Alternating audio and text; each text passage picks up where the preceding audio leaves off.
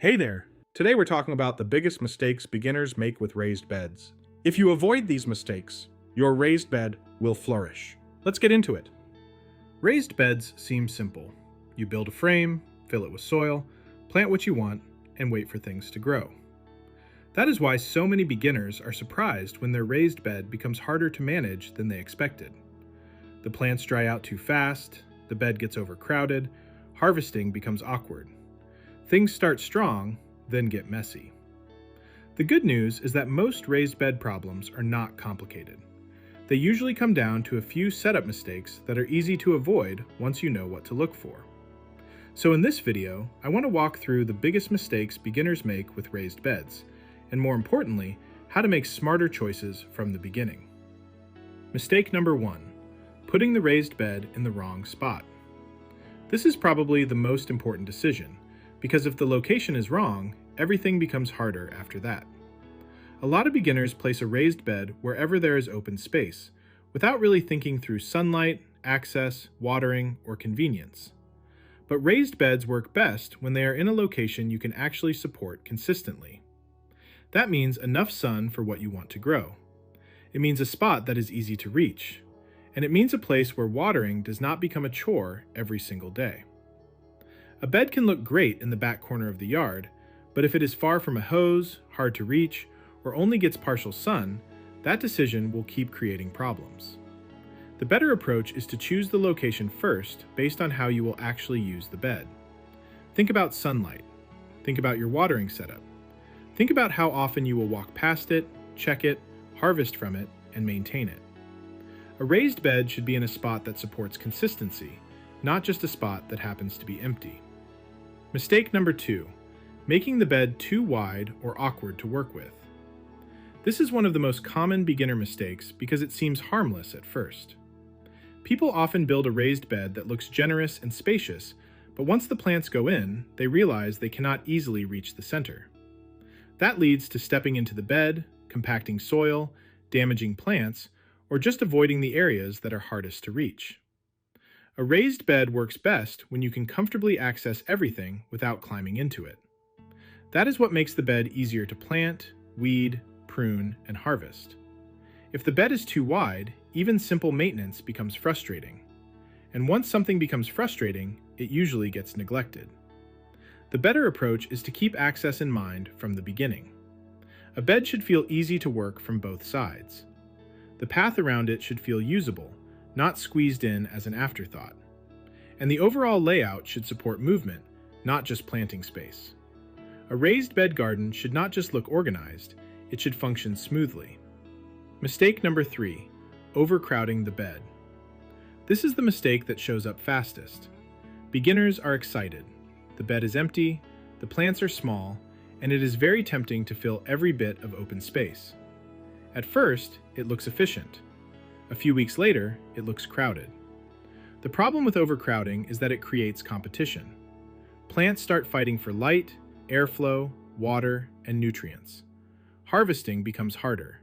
Disease pressure can increase, and the bed starts to feel chaotic instead of productive. A raised bed is not successful because every inch is full on day 1. It is successful when the planting still makes sense once everything matures. That is the real mindset shift. You are not planting for how the bed looks today. You are planting for how it will function later. The better approach is to respect spacing, think about mature size, and let the bed breathe a little. A raised bed that looks slightly sparse at first often becomes the better bed a month later. Mistake number 4, underestimating how fast raised beds dry out. Raised beds often drain better than in-ground beds, which is one of their advantages. But that also means they can dry out faster, especially in warm weather. This surprises a lot of beginners. They assume raised beds are easier, which they can be, but they do require a more intentional watering approach. If the soil dries out too much between waterings, plant stress builds quickly. Growth slows down, leaves wilt, fruit quality can suffer, and the whole bed becomes less forgiving. This is especially common when the bed is in full sun, filled with light soil, or planted densely. The better approach is to plan for watering before the problem shows up. That can mean checking moisture more consistently. It can mean mulching the surface to slow evaporation, and it can mean thinking ahead about irrigation instead of treating watering like an afterthought. A raised bed should not depend on perfect daily memory. It should be set up to stay more stable.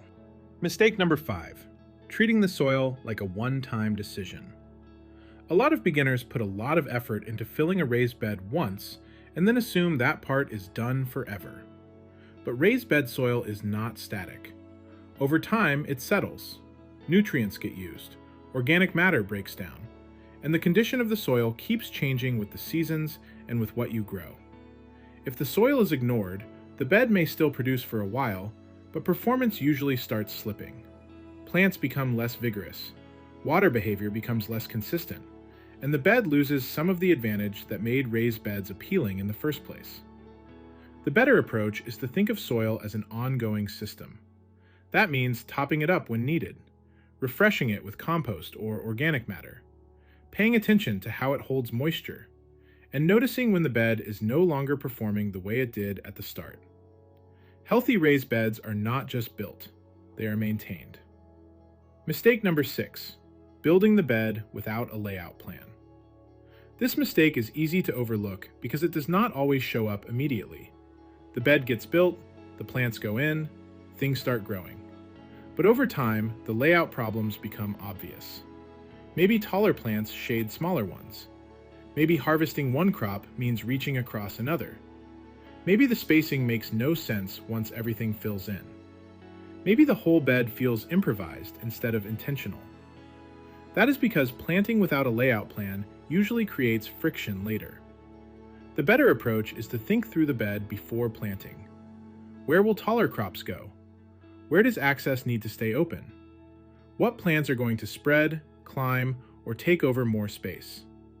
What needs to be easy to harvest? A simple plan does not make gardening rigid. It makes the bed easier to live with. And that is really the goal. Because a successful raised bed is not just productive. It is usable, manageable, and repeatable. So if you want a simple way to think about raised bed success, it comes down to this. Choose the right location. Make the bed easy to work with. Do not overcrowd it. Plan for watering. Keep improving the soil. And think through the layout before you plant. Raised beds can absolutely make gardening easier, but only when the setup helps you instead of creating new problems. If you get those basics right, the whole bed becomes simpler to manage, healthier over time, and a lot more enjoyable to grow in. Well, there you have it. I hope this helped you feel more confident about your raised bed garden. Keep learning, keep growing, and keep getting your hands dirty. Be sure to like this video, subscribe to Garden Guru, and I'll see you in the next one.